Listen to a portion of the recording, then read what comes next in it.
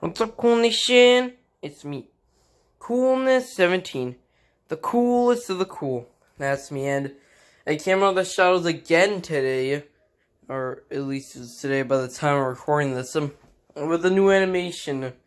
I made an animation about a goddamn obscure Sega CD game called Wild Woody. Yeah, but I'm back. Who knows for how long? I'm confident that I'll be there for long, but maybe I'll disappear again. But we got another Pengview. And this time, it's not about a movie that's horribly bad or anything, alright? We're taking a break from the horribly crap things. Taking a break from the movies that are atrocious with horrible animation. And we're just gonna talk about a plain bad movie. One that just everyone can agree is bad. All the normies know about. We're talking about Shark Tale. Now, Shark Tale is just one of those movies that I've joked to death about, alright? I have joked so much about this movie. Because I just kind of find it funny and an ironic sense. Alright?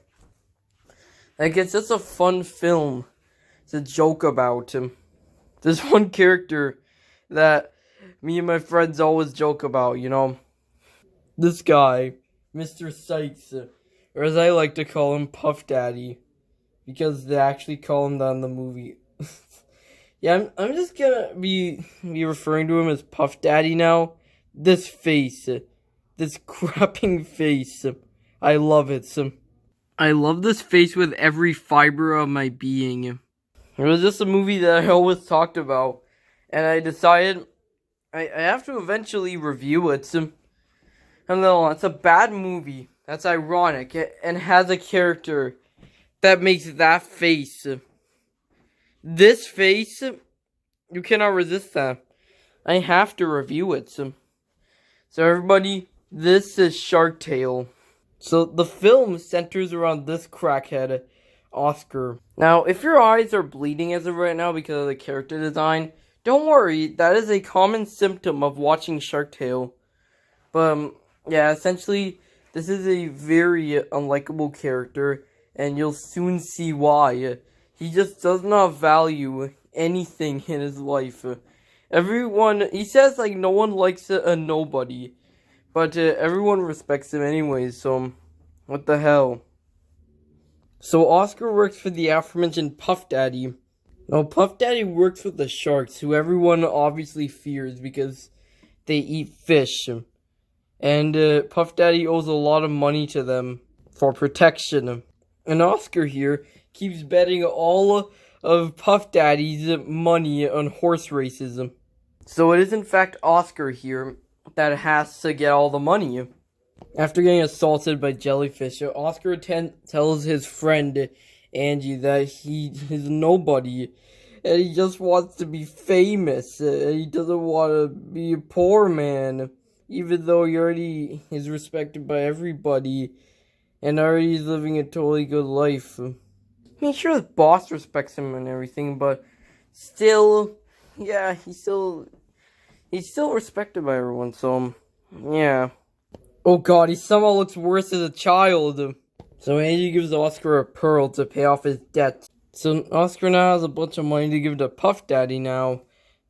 But he finds that there's another horse race going on. And a bunch of fish are talking and say that Lucky Day is going to win. For no reason. With no prompting.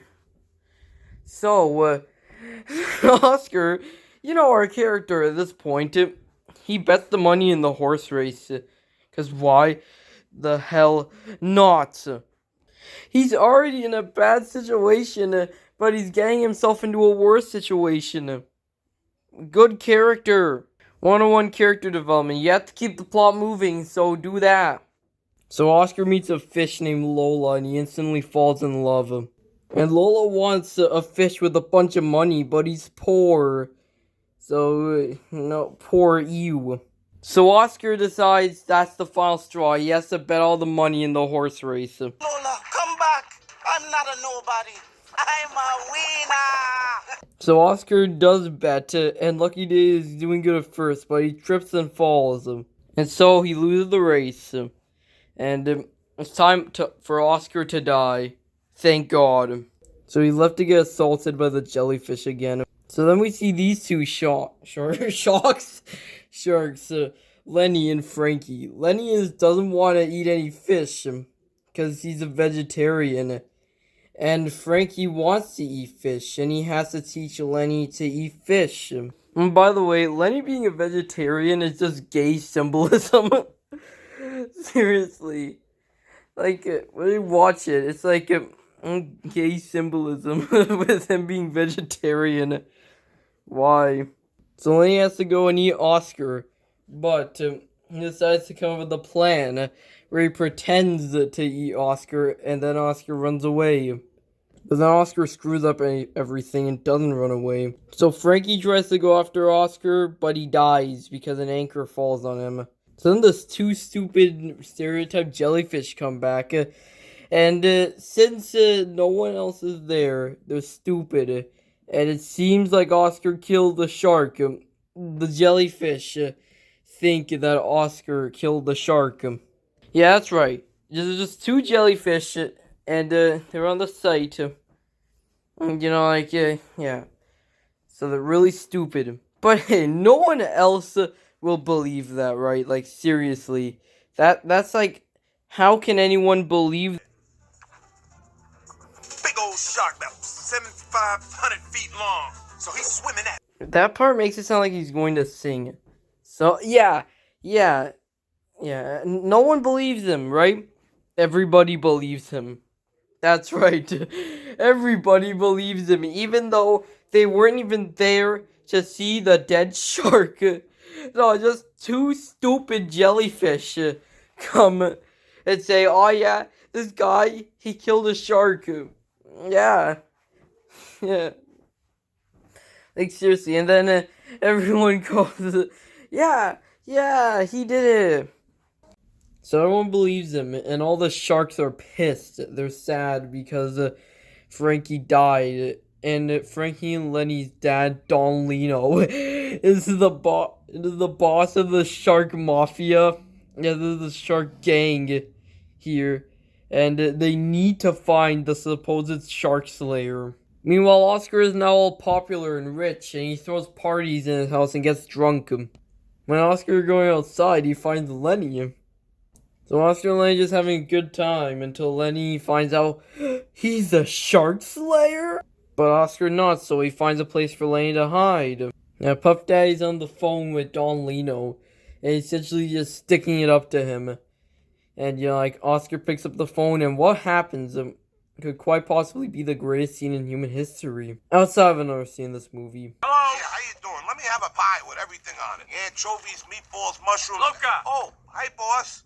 What are you doing working on a pizza joint? Get off the phone! But I'm hungry. So Lino asserts how pissed he is at Oscar and then hangs up. Puff Daddy! Yeah, Lola's here like some kind of goddamn stalker. Oh no, Angie finds that Lenny is there. So now she knows that he lied. So in order to give him some more credibility, Oscar stages a fight between him and Lenny. And it makes it seem like he won. And that all the sharks should be afraid of him. So now Angie's even more pissed.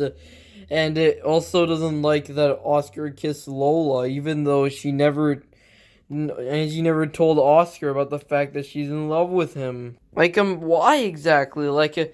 You're not really in a relationship or anything outside of friends, so why exactly are you angry that another fish kissed Oscar or something? I know Angie had a crush on him, but, still, she never told him that. So, the hell? So Oscar decided to break up with Lola, and she's pissed. But then Angie gets kidnapped. And what happens next is the actual greatest scene in cinema. It's a joke, right? This is a joke. Because, I told Lino. There it is. There's the face. He made the face. And, that's why this is the greatest movie ever created. So then Oscar goes to the shark mafia, and yeah. And coming up with a plan, he tells Lenny to put Angie in his mouth. ancestors. Simply majestic. Like what? This movie just has so many great scenes, guys. So then Oscar gloats and tells all the sharks to go away and they should be afraid of him. But then Lenny, because he hates the taste of fish, he throws up everything he ever ate. And Lino finds out that Sebastian the whale is Lenny. So then Lino chases Oscar before getting stuck in the whale washing machine. So everyone likes Oscar even more. But Oscar decides, oh no, I have to confess now. Because he has a change of heart now. I guess. Just there's a change of heart out of nowhere. Because we need to have it. The liar needs to be revealed. So yeah. And nobody's really pissed either. Like I'd be pissed. Like keep in mind this guy lied to like the entire fish town. He lied to everyone. He had countless brand deals as well. So yeah, count that as one. So technically broke the law by even agreeing to all those deals while lying to everyone. So yeah. He pretty much lied to everybody and took all their money, and yet no one is mad at him. They're all suckers. They just like they cheer. They're like, "Yay, Oscar! He told the truth." And I guess the reason why they're happy is because like the shark mafia no longer a thing, and like they stopped eating fish now. But that was before the sharks even said they would do that and whatever. This film is just not really good. It's probably DreamWorks' worst film ever. The animation is not really that good. Like, at first, when I looked at it, I was like, alright, this doesn't look that bad. I mean, yeah, but, I mean, look at the things I've seen. If you go through the playlist of Pengview and see all the things I've watched, I mean, honestly, you'll know my kind of quality standard. Actually, looking at it, it looks like total crap. Like, it doesn't look like the nightmarish-inducing crap that I've seen before, but it's still not a very good-looking movie at all. Like, the characters just don't really look that appealing at all. They have these ugly fish lips and are designed really realistically, sort of. That's sort of a thing with DreamWorks movies. And Shrek did this, and to a much better degree, I'd say. Like, yeah, DreamWorks is known for having, like, these uglier characters that are supposed to look more realistic. But here, it just looks not that good. Right? I hate how it looks, like, seriously. And the story is just not very good either. Like, seriously, it has tons of flaws. It just kind of goes completely off the rails. And the characters aren't really that likable. Oscar lies to everybody. He doesn't appreciate the things he even has in his life. And he lies to everyone, like I said. Lola is just a stereotypical, like, rich girl. He just looks for someone, a man who's rich. Angie just gets obnoxiously clingy by the end. And Lenny's just a gay stereotype. And of course, I'm not gonna disrespect Puff Daddy, right? Puff Daddy, what an elegant character, right? Quite possibly the greatest character to ever grace the big screen, alright? And seriously, Puff Daddy is just so good. His name is Mr. Sykes, but his nickname is Puff Daddy. And what an amazing name he has. Either way you say it, Mr. Sykes, Puff Daddy, he is like the greatest character in existence. Alright? Alright. Yeah. Overall, I have no idea though how DreamWorks released Shark Tale the same year as Shrek 2. That is just insane in every sense of the word. Though I find an ironic enjoyment of it. Phyllis was right, honestly. This movie is a sort of funny bad kind of movie, alright? Like, it's kind of funny bad in a way. It's bad, right? It's real bad. Like, it's just not a very good movie. I don't know, it's just kind of funny. Shark Tale is the best, worst movie I've ever seen, if I'm being honest. And Shark Tale, if you're looking at it from a critical standpoint, yeah, this movie probably gets a 4 out of 10. That's how much I'm gonna give it, 4 out of 10. Not really a good movie when you look at it critically overall. It's probably DreamWorks' worst movie overall. So yeah, that's my review of Shark Tale. Been waiting to do this for a long time, so don't do drugs and stay in school. Oh, and by the way, do you know that the French name for this movie is Gang des Requins, which translates to Shark Gang? It translates to Shark Gang. That is perhaps the greatest movie title I've ever seen. I wish this movie was called Shark Gang. Like it would have been a so much better title. But yeah, Shark Tale, and Puff Daddy is really, really a great character. Respect Puff Daddy.